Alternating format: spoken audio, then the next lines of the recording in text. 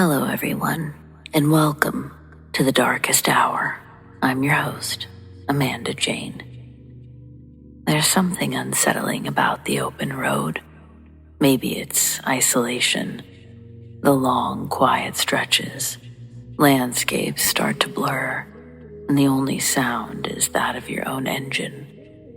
Maybe it's the way that silence settles in, not peaceful, but expectant. On the road, you're never entirely sure what's ahead, what might be out there, waiting. Some encounters are brief but unforgettable. A shape that disappears the moment your headlights catch it. Other moments stay with you longer, a feeling you can't shake. Tonight, we explore those stories, from long-haul highways to winding roads, from whispered warnings to things that defy explanation. These are the moments that stayed with the people who lived them. So, let's get started, shall we?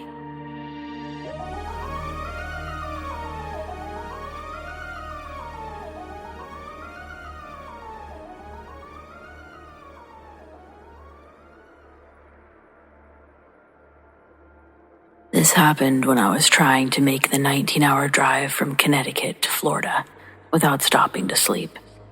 I was on I-95 South after about midnight, somewhere in South Carolina, and I was about 100 miles away from running out of gas.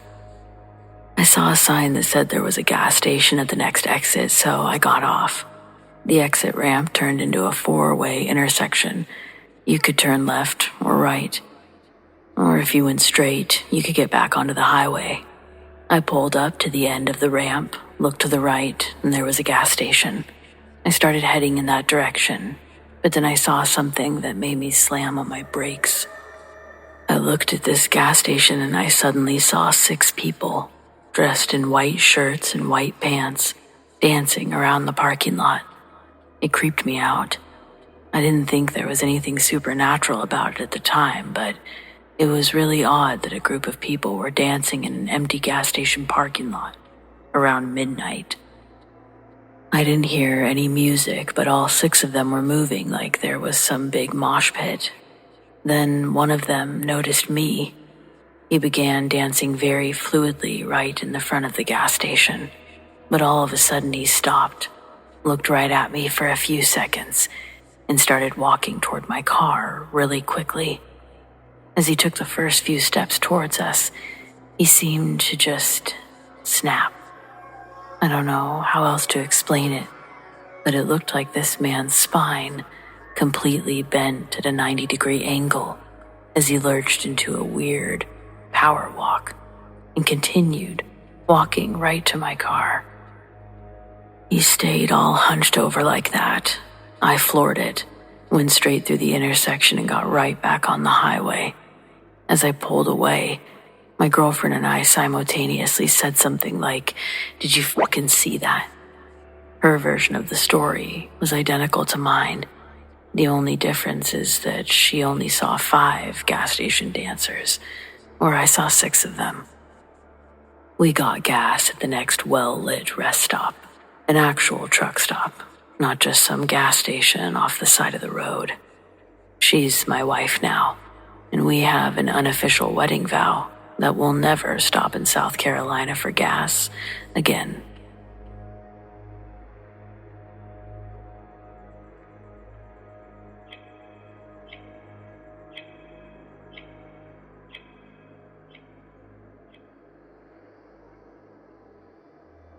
I've spent a good deal of my adult life behind the wheel, long-haul trucking across the country, days and nights blending together, learning quickly that the road can be just as unforgiving as it is familiar.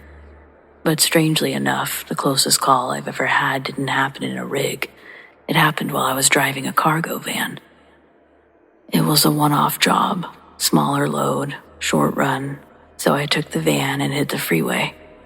Somewhere along the stretch, I picked up a hitchhiker, middle-aged guy, polite, didn't seem strung out or shady, just quiet. We got to talking a bit, nothing too memorable. The freeway was moving fast, and I was tucked behind a large SUV that was blocking my view of anything ahead of it. Then the guy next to me suddenly shouts, "Tire, tire," and starts pointing frantically ahead. I slammed on the brakes without even thinking, more out of reflex than anything. The SUV in front of me swerved too late. A massive runaway tire, looked like it came off a semi, had rolled directly into its lane. It smashed into the front end of the SUV like a wrecking ball, and then shot into the air. It came down hard right in front of my van. I watched the steel band snap and uncoil like a whip, the tire finally rolling to a stop just feet from my front bumper. If I hadn't hit the brakes when I did, I'm almost certain that thing would have landed right on top of us. The guy got out at the next gas station. I don't remember his name, and he didn't say much before heading off, but I think he saved my life that day. And that's the thing about the road. You expect danger to come from careless drivers or bad weather, but sometimes it's a loose tire with your name on it and a stranger in the passenger seat telling you when to stop.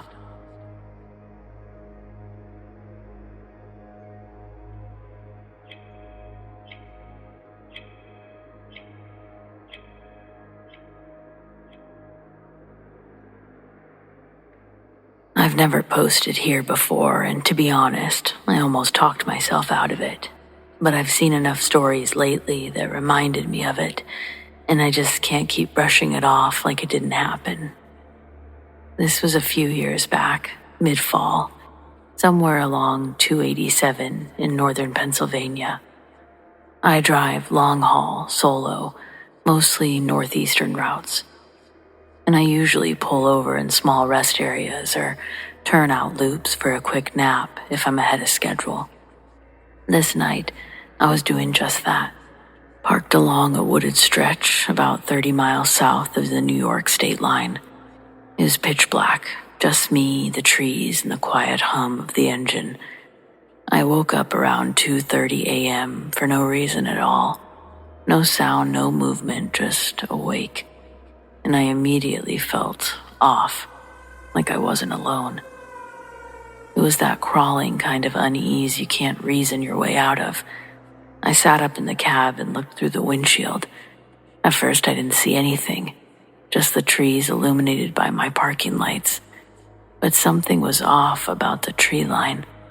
There was a shape, just barely silhouetted, moving.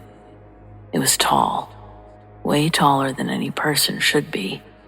Not like NBA tall, like wrong tall. Its limbs were long too, and it was walking, smooth, like it had practiced how to be quiet. But it didn't look human.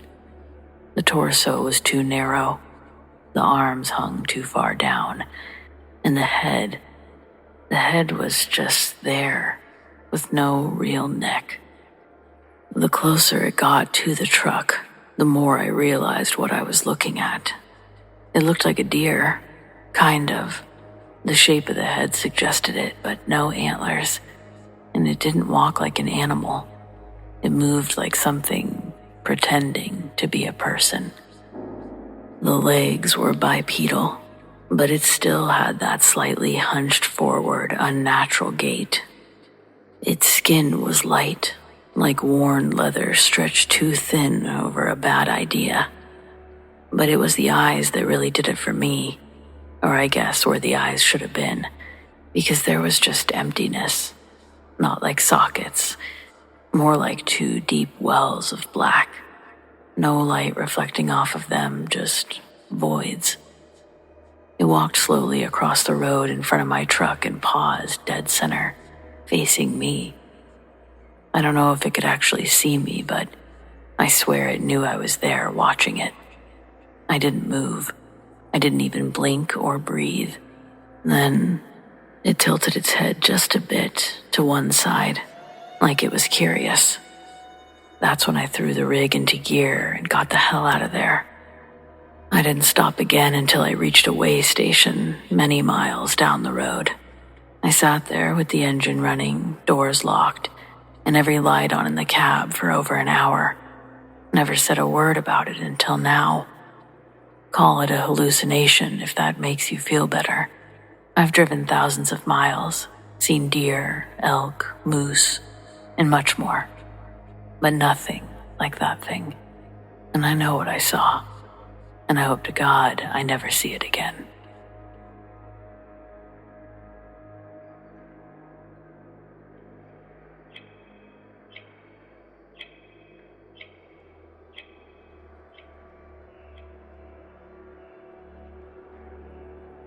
We saw ourselves drive past, and I still can't really explain how. We passed the exact same car going up a rural mountain road in the middle of the night. It was a very distinct vehicle, so the chances of us being mistaken were much lower, even in the dark. It was a 1985 Dodge Omni with aftermarket spokes on the hubcaps, and one of the doors was a different color than the rest of the car. It was dark, but not so dark that you couldn't make out the details of them entirely. It was us. Me, my friend. And we both seen it. We turned around as quickly as we could and raced back up the mountain to try to catch up with the other car. But since it was such a narrow, winding road, turning around was difficult, and we never found them. We both think it was actually us, from some sort of alternate reality or timeline, something that we accidentally crossed over into. What other explanation is there?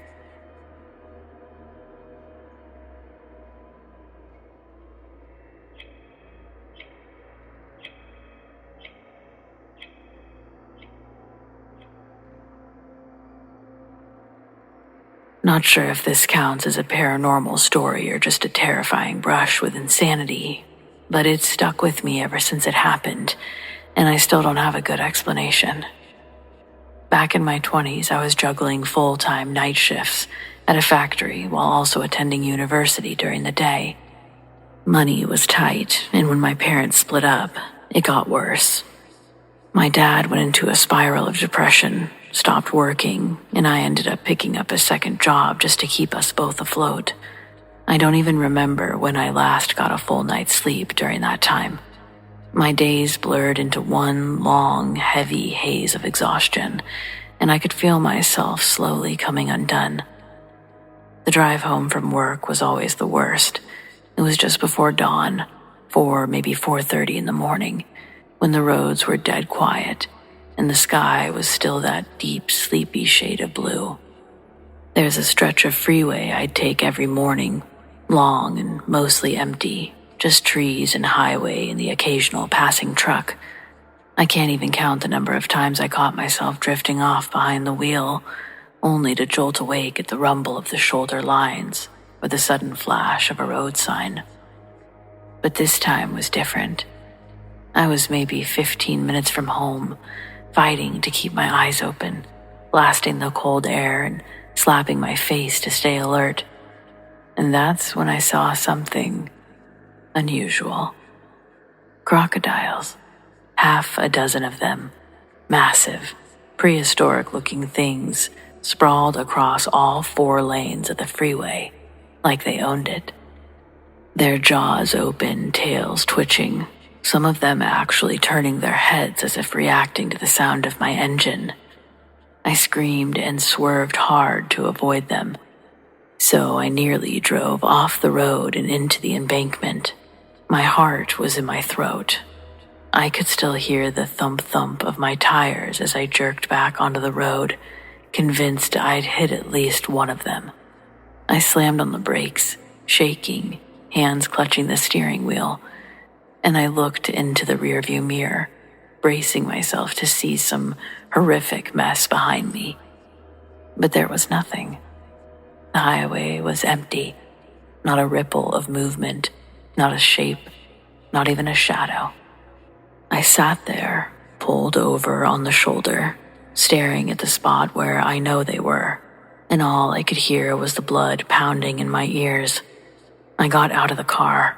I walked a few steps back down the road, still expecting to see something, Drag marks, roadkill, anything. But the road was clean, pristine even, like it never happened. I don't know what I saw that night. Maybe it was a dream or a waking hallucination brought on by months of sleep deprivation. Maybe my brain, desperate for rest, snapped for a second and threw something wild at me just to wake me up. Whatever it was, it worked. I didn't fall asleep that morning. I was so wired with adrenaline, I didn't sleep for another 36 hours after that. I never saw anything like it again, but I stopped taking that long stretch of highway for a good time afterwards. And I still wonder, what if I hadn't swerved? What would I have hit? Would I have even woken up at all?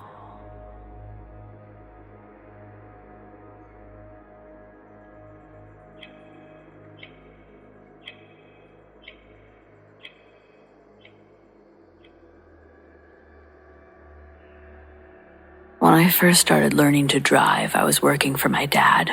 One afternoon after work, he asked if I wanted to drive us home. I said sure. It was my first time getting on the highway behind the wheel, and I remember being nervous but excited. Somewhere along the stretch between exits, I glanced into the rear view and I saw a guy on a sports bike. He was coming up fast behind us. I figured he'd pass us in the next lane, so I looked forward again, kept both hands on the wheel, and then I heard it. That awful sound of metal scraping asphalt. I looked around and back in the mirror. The bike was spinning down the highway on its side, sparks flying. Behind it, the rider was skidding on his back, limbs flailing like a flipped-over bug. I watched, frozen, as he disappeared under the tires of the car behind him. I slammed on the brakes and swerved off to the shoulder, yelling for my dad. We called 911. The cars around us were stopped, some people already rushing to the scene. I stayed in the truck, shaking. That was the first real trauma I ever witnessed. But here's the part I've never been able to explain. When I looked back one more time, just a few seconds after it had happened, I saw him, standing, a little ways ahead of where the bike had landed, just standing on the side of the road, helmet still on, motionless.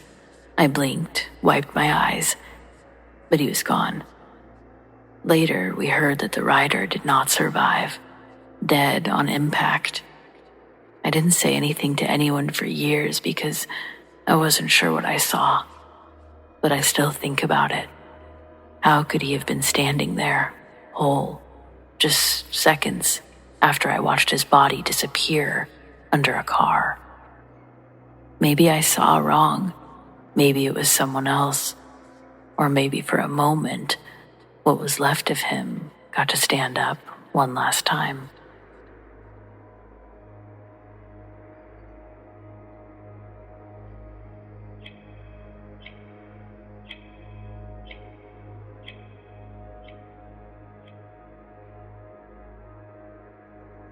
I knew there would be somewhere I could send my story.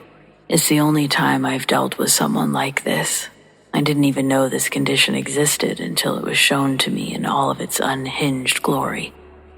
I worked at a fast food restaurant, and as I'm bringing out an order from the kitchen, I have a tray full of nuggets and fries that I'm supposed to deliver to a table. Out of nowhere, the store manager steps in my way looking pissed. He sometimes acted weird, but this was a whole new level of weird. The veins in his neck were bulging while he sucked in air, towering over me. I almost dropped the tray of food, but find its balance before all of the food fell. I say something like, "Whoa, Garrett," literally something that small, "Whoa, Garrett," and he totally flipped his lid in front of everyone. All of the customers saw it. Everyone working in the back came out to watch him go off on me. It was embarrassing to have him yell at me like that, and I had no idea what he was ranting about. He started by yelling, "Is it really you this time?" I reply, "Yep, it's me." None of us on staff were aware of his condition. We didn't know the signs to watch out for or what to do in a moment of crisis. He says, "Are you sure you weren't the bitch at the store following me around? How long have you been stalking me? I knew it was you dressed up yesterday too, riding my ass in the car behind me." I told him that I take the bus. I even went as far as setting the food on the table to pull my bus pass out of my pocket, but he refused to believe me. The cooks vouched for me that I'd been there all day, but he accused them of being in on it with me, in on whatever story he'd made up in his head about me. Meanwhile, people got out their phones and started recording it. I was thinking I was going to need one of those videos for a lawsuit if things escalated further. He paced back and forth, listing off other instances where he'd seen me, in disguise, following him around. He was threatening to kill me if I kept doing it. A couple of coworkers had to pull him out of the restaurant so he could cool off. He wasn't even scheduled to be working that day. He came in with the sole purpose of yelling at me. He didn't come back that day, or ever again, I think. I quit soon after that went down, but what I heard is that when he left the restaurant, he got into a minor fender bender and ended up beating a lady half to death. He was arrested but mentally unfit to stand trial. The guy had documented schizophrenia. While on his medication, he was able to function. He worked his way up to manager at our store. Nobody knew. But either he stopped taking his meds, or this new diagnosis was something unavoidable. But it's called Fregoli syndrome, and it's scary stuff. First and only person I've ever met with it.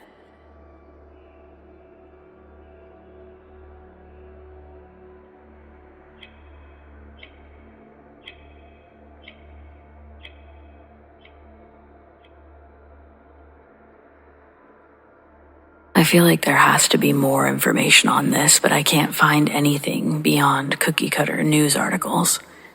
I couldn't possibly be the only one writing about this. My story can't be the only one. But if it is, please read this before it's suppressed or deleted. I live in central Okanagan, and in late January, I'd gone on an early morning walk with my dog Pickle. It's a routine we do every day. I keep binoculars, a Swiss Army knife with a flint, and a plastic bag for dog droppings, all in a fanny pack attached to my hip every time we leave.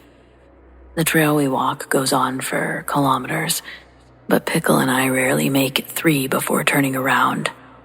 In that distance, there's still hallmark vantage points that look over the winery valleys. My Instagram's filled with photos of the view throughout the seasons.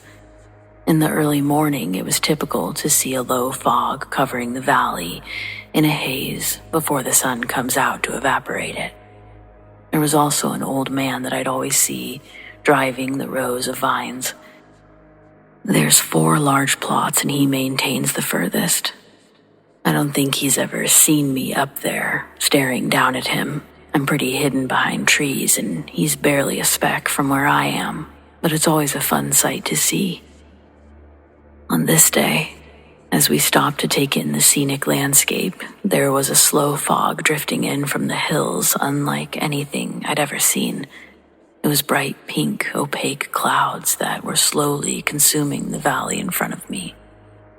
The fog was probably about 5 to 6 kilometers away and lower in elevation than where I actually was, but still, watching the fog as it spread made me feel anxious. It floated in such an ominous manner. The crows and other smaller birds started to fly away in large clusters trying to avoid it.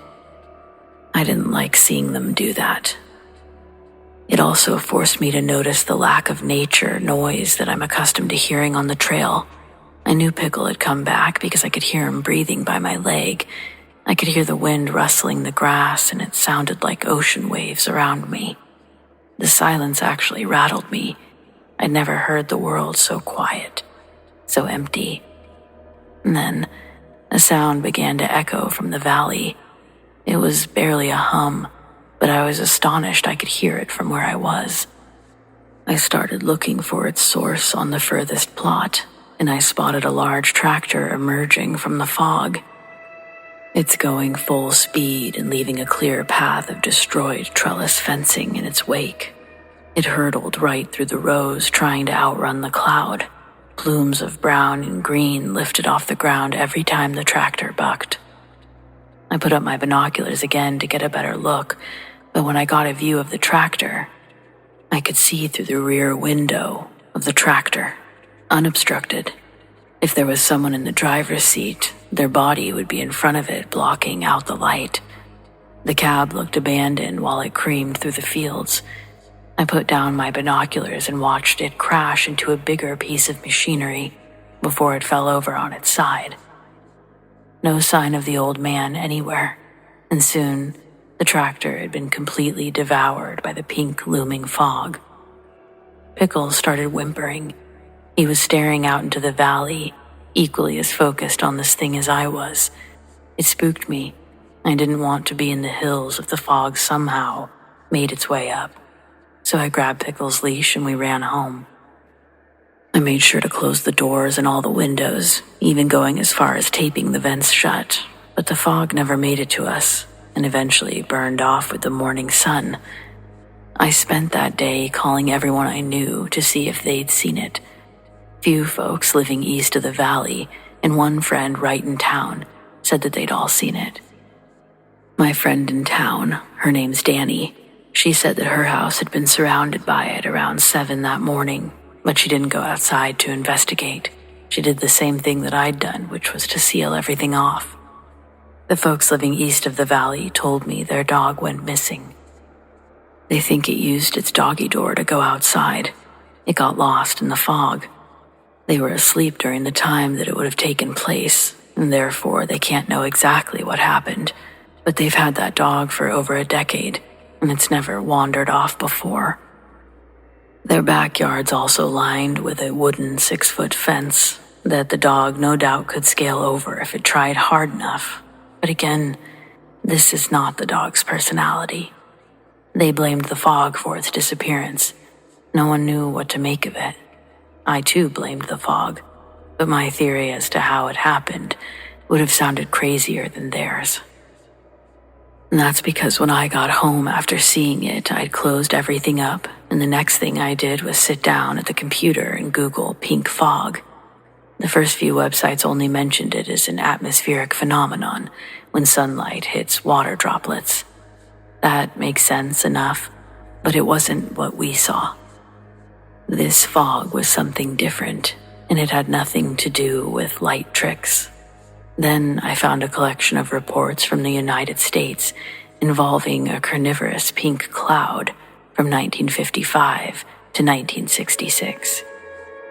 Residents of Daytona, Florida were terrorized by a thick, creeping ground fog.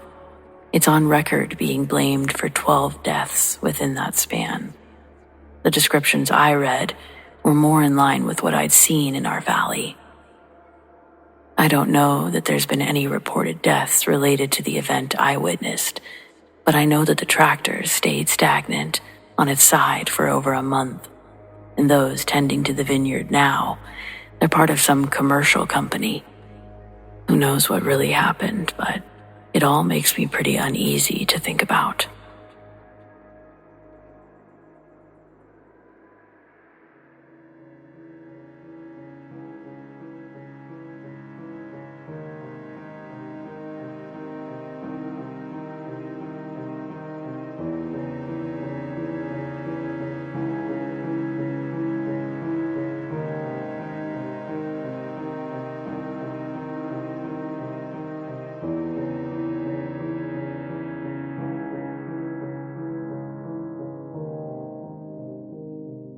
Well, friends, it appears we've reached the end of tonight's episode.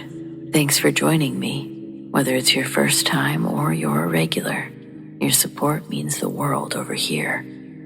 We've got brand new episodes every Friday night, and keep those eyes open for those deep sleep videos.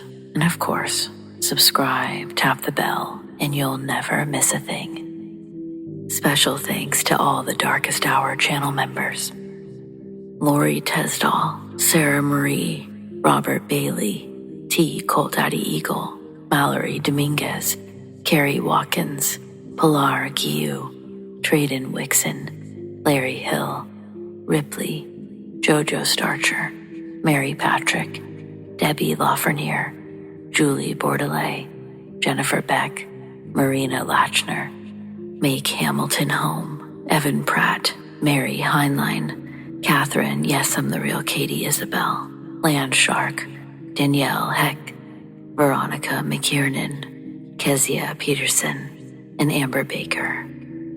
Big thanks to those who shared their stories, and a huge shout out to all of our patrons. Tracy S., Mary H., Tanya F., Tamara K., Monica L., Zoe Watt, Shelley B., Donald C., Marion T., Rat Girl, Alicia S., Aaron G., Nikki H., Mr. Revenant, Naz K., Brendan G., Paul T., Nicholas C., Tony P., Lizanne, Arlene F., Adrian, T.F. Parham, Jason G., Lori T., and Bobo Jenkins. If you want to support the Darkest Hour in other ways, consider becoming a channel member or joining our Patreon. Check out patreon.com/thedarkesthour or click the link in the description to learn more. Do you have stories like these? I'd love to share them. Send them to me, Amanda, darkesthour@gmail.com, or on the Darkest Hour subreddit, The Darkest Hour YT. Stay spooky.